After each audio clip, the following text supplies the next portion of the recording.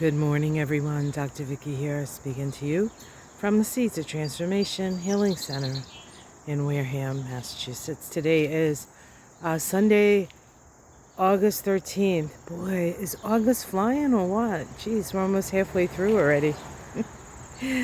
Oh, goodness gracious. So, the moon is in Cancer again. Another day, full day of the moon in Cancer.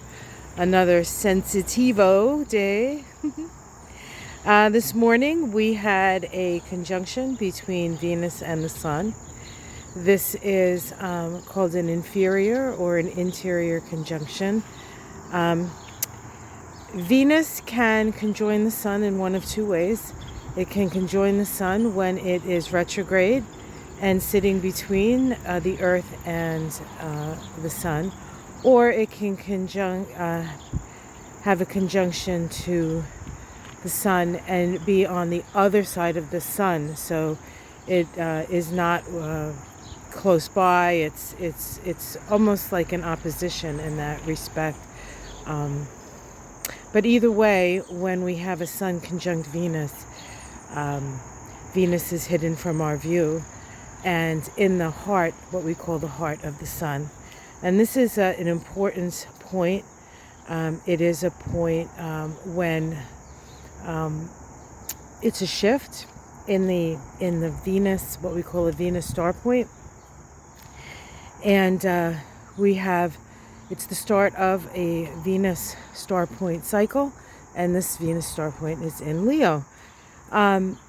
This happens every 8 years. It happens around the same degree, just moved a little bit. So the last time we had this Venus retrograde cycle was 2015. And so in 2015, it was sort of it was a rebirth of the way we relate to one another. And of course, who could forget what happened in 2015? And we have been sort of having to work with that energy since then. And of course, for those of you who have put it out of your minds, perhaps, that was the year that the Orange Menace, as Andre calls him, came down the escalator.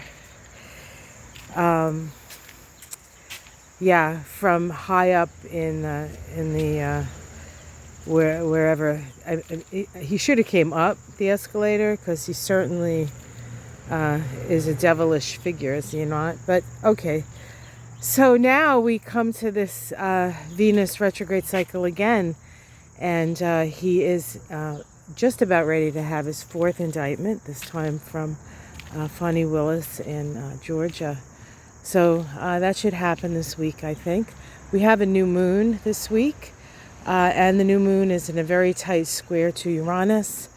The new moon is trine Eris, and the new moon is conjunct Black Moon Lilith. And both Black Moon Lilith and Eris are energies of don't F with me, kind of. They are feminine energies, as it were. But we're definitely in for a week. We're definitely in for a week. But let's talk about this Venus-Sun conjunction that we have today. When Venus is in the heart of the Sun, it's really about coming to a deep realization of our sense of self. Leo is an energy of, it's a fire sign, it's a fixed fire sign. Leos need appreciation in order to thrive. They like attention, but appreciation is the best kind of attention that you can give them. You can flatter them, into stuff. But, that's really a waste of the energy, because Leo is a very warm and generous energy. And with the Sun conjunct, the question might be, especially in Venus being the planet of the feminine, how good are you to yourself, really? right? How good are you to yourself, really? Do you love and appreciate self? Do you understand that you are a spark of the divine? That if you can't love yourself, not in a self-aggrandizing way, but a real deep sense of appreciation for your life, because the sun is the life giver, then you're doing yourself and the world a disservice. So this self-love I speak of, again, is not from a place of I'm the greatest thing since sliced bread. Everybody is equal in this, right? Everybody has the opportunity to love themselves. We do things to ourselves and to other people when we can't access that.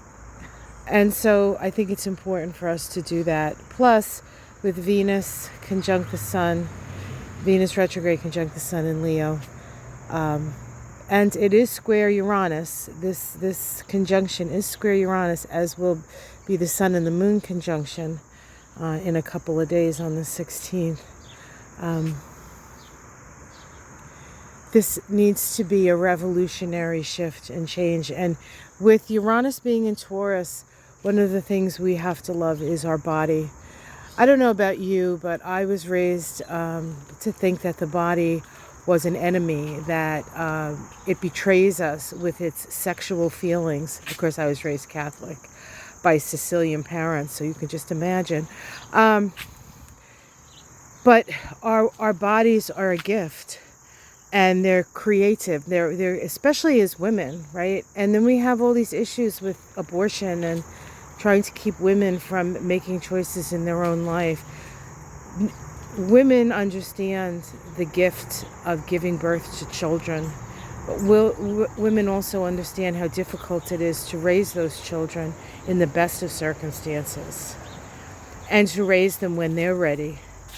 And so all these issues come up to be thought about. Yeah, lots of things, right? Lots of things. But as I stand here among the flowers, one of the reasons why we love the garden so much is that the flowers are the sexual organs of nature, and how beautiful they are, and they smell beautiful, and they look beautiful, and they attract the birds and the bees and the people, and people want to foster that. That's all Taurus. That's all Venus. That's all fertility and the coming together of the masculine and the feminine in a balance that sustains life. This is about sustaining life, folks. About sustaining life. So give thanks for the life that you have. Give thanks for the body that you have. Give thanks for the people in your life. Be grateful. Gratitude is the keys to the kingdom. And in the Kabbalah, the kingdom is Malkuth. And that is the manifested world. If you want to be the king and the queen of your kingdom, you must love yourself and you must love others. All right, guys, have yourself a great day. And I'll see you again tomorrow. If you're interested in this week ahead, I do have the week ahead up. And